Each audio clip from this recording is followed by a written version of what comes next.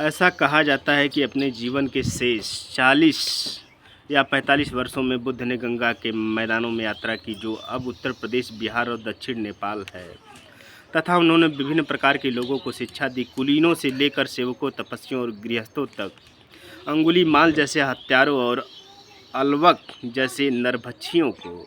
सोमान के अनुसार बुद्ध की यात्राएं यमुना पर कौशाम्बी इलाहाबाद से 25 किलोमीटर दक्षिण पश्चिम से लेकर कैंपा भागलपुर से 40 किलोमीटर पूर्व और कपिलवस्तु गोरखपुर से 95 किलोमीटर उत्तर पश्चिम से उरुवेला गया के दक्षिण तक फैली हुई थी। यह 600 गुणा 300 किलोमीटर के क्षेत्र को कवर करता है।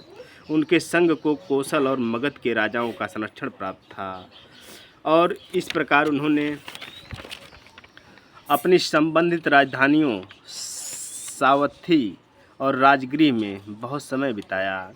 यद्यपि बुद्ध की भाषा अभी भी अज्ञात है, लेकिन यह संभावना है कि उन्होंने निकट से संबंधित मध्य भारतीय आर्यन बोलियों में से एक या अधिक में शिक्षा दी, जिसमें से पाली एक मानकीकरण हो सकता है।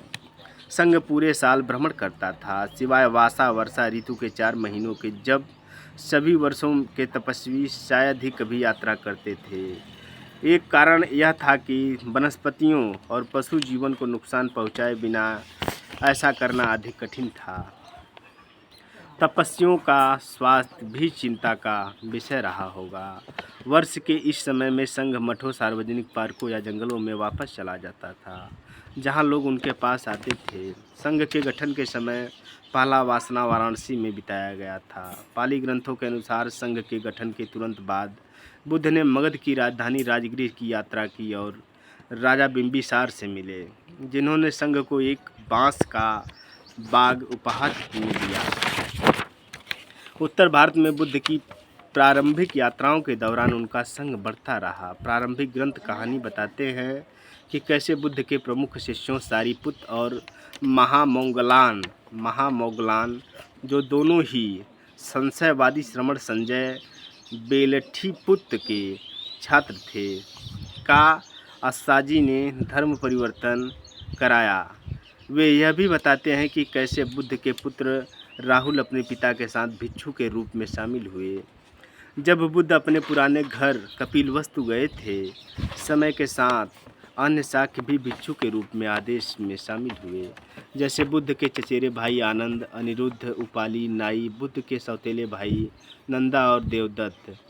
इस बीच बुद्ध के पिता सुद्धोधन ने अपने बेटे की शिक्षा सुनी, बौद्ध धर्म अपना लिया और एक धारा प्रवेशी बन गए। प्रारंभिक ग्रंथों में एक महत्वपूर्ण सामान्य शिष्य व्यापारी अनाथपिंडिका का भी उल्लेख है, जो आरंभ में बुद्ध का एक प्रबल सामान्य समर्थक बन गया था।